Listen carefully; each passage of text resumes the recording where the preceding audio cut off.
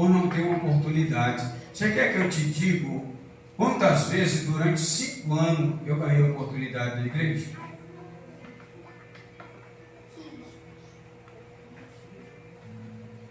Você não entra na igreja para ganhar oportunidade.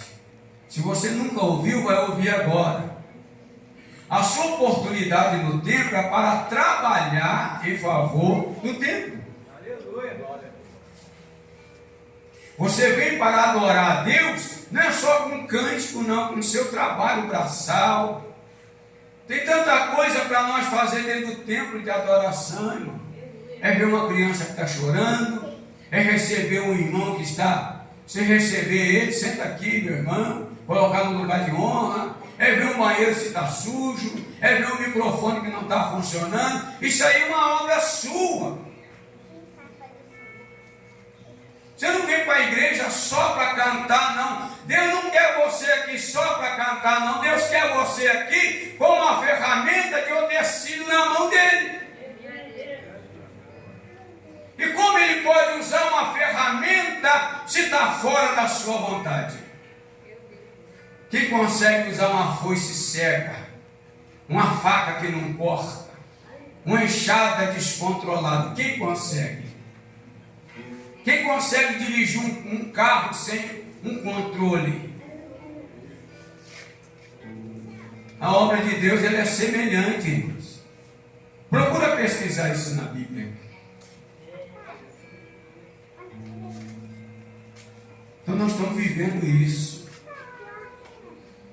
Eu te digo uma coisa, que a Bíblia nos ensina para nós não colocarmos o sol sobre a nossa ira. O que significa isso, pastor? É deitar e dormir com o coração aborrecido, zangado, entristecido.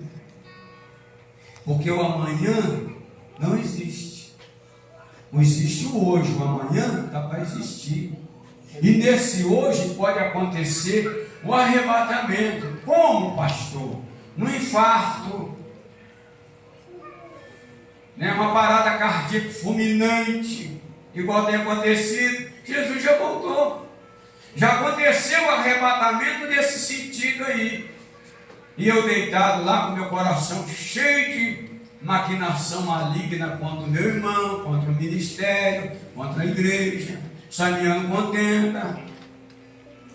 Embora nós vivemos neste meio, eu vou te dar aqui uma ilustração.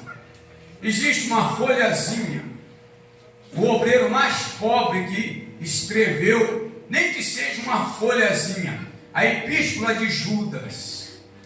Lê do início até o final, ele vai te dizer do que eu estou falando aqui. Que essas pessoas, elas são sem sentimento. São árvore duplamente morta, reservada para a ira e já condenado para a eternidade. Vê se não está escrito lá na sua Bíblia. Já que eu estou falando sobre isso, então, irmãos, a igreja não pode morrer. Se a igreja chegar a morrer, o pastor vai pagar o preço, mas você também, que faz parte da igreja, é culpado se ela morrer. E eu fico triste que tem pessoas que têm prazer em ver a igreja fechada, banco vazio, culto morno, frio, tem prazer, porque não busca a espiritualidade, o avivamento, a criatividade, não se interessa em evangelizar, em consagrar a vida, levantar trabalho de oração, ser avivado pelo Espírito Santo, não tem interesse nessas qualidades. Tem prazer em ver a igreja na situação caótica, para poder começar a falar mal. Fala mal de mim, irmãos, mas não fala da igreja não. Mete o cacete na minha cabeça, eu estou pronto para poder ser pisado igual borracha. Depois, fala mal de mim, não fala da igreja não. Porque a igreja é a menina dos olhos de Cristo. Abre os olhos e tenta encostar na menina dos teus olhos para ver o que acontece.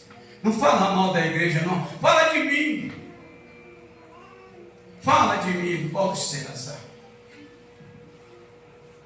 Ai, que dor, Jesus. Eu estou pronto, papai, não, Cristo. Está pronto, estou pronto. Você não sente falta de alguém que não está na igreja? É uma pergunta. Você não sente falta de alguém e faltou, não tem vindo? Será que está acontecendo? E aquele irmão, né?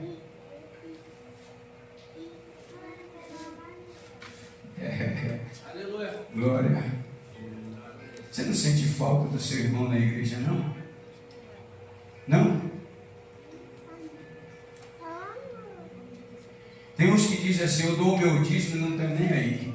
Quer que eu te fale uma verdade? Nem esse teu dízimo é aceitado por Deus. Guarda ele para você comer churrasco. Pastor, o senhor é grosso. Não, eu sou pesado de língua igual Moisés. Guarda ele para você comer churrasco, para passear na quinta da Boa Vista. Aluga um iate para você curtir a tua vida. Você quer que eu te diga outro? Deus não está interessado no seu dízimo. O dízimo é um dever voluntário dos santos para edificar a obra na terra. Tudo é dele. O ouro, a prata é dele. Nós não damos nada para Deus. Pelo contrário, nós exigimos dele.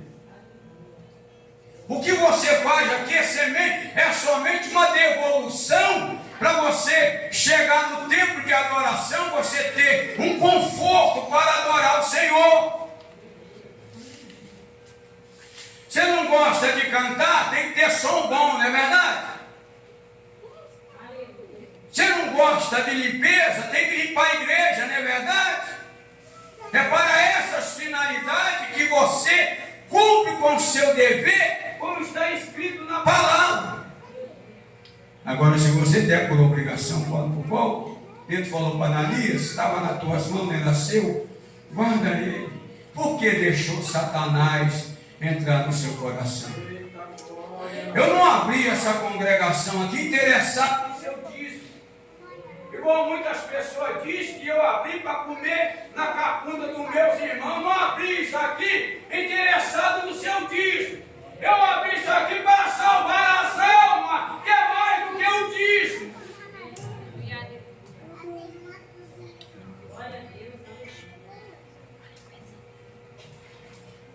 Glória a Deus. É pesado, né? Aí você bate no peito, eu sou fiel a Deus. Eu te provo você que você não é. Você pode ser fiel no seu salário, nos seus 10%. Você pode até humilhar o seu irmão, porque você tem condição de todo mês. Mas eu te digo que você não é fiel a Deus. A sua fidelidade não está só nisso. A sua fidelidade está lá na água batismal, quando você desceu as águas batismal. Você prometeu, Senhor seu Deus, ser fiel em toda a sua maneira de viver.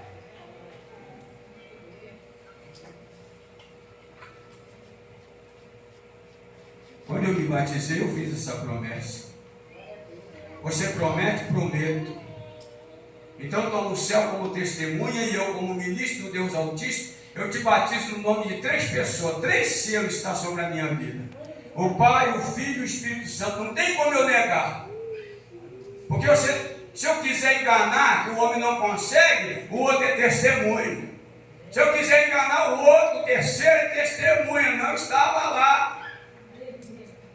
Os anjos são a nossa testemunha, que você prometeu ser fiel a Deus, e agora você está sendo mentiroso, porque não cumpre o que você prometeu.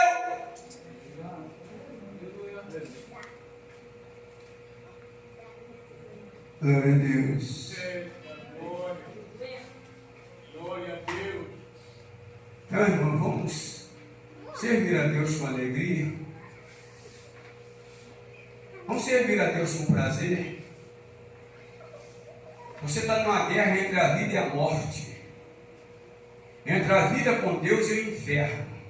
Ninguém quer ir para o inferno, mas ninguém quer também obedecer os mandamentos do Senhor. Olha só que guerra tremenda.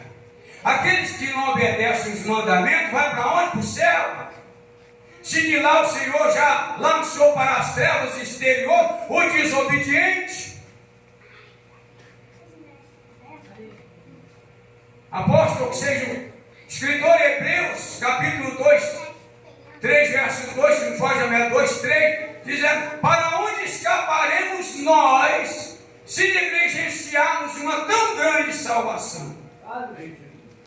Então, irmão, vamos cumprir o nosso papel. Quem sabe não sou eu que estou desvaziando a igreja, com a minha maneira de viver, minha maneira de falar, minha maneira de expressar. Faz igualzinho eu quando fazia, quando eu ficava com raiva, eu fechava a minha boca, ia lá para o meu quarto e metia a cabeça no chão pedindo misericórdia a Deus, porque sabia que se eu morresse com o coração cheio de ira, cheio de rancor, ia para o inferno. Eu pedia: Senhor, por favor, Senhor, me perdoa, deixa eu sentir o teu perdão. O Senhor tirando do meu coração, sei que o Senhor me perdoou. Mas eu não andava saminhando, você sabia que isso, o doutor virou mexeu para papai, não nos falava isso não. E hoje tem aí a tecnologia está facilitando essas coisas. Toma cuidado com isso. Já foi embora a hora.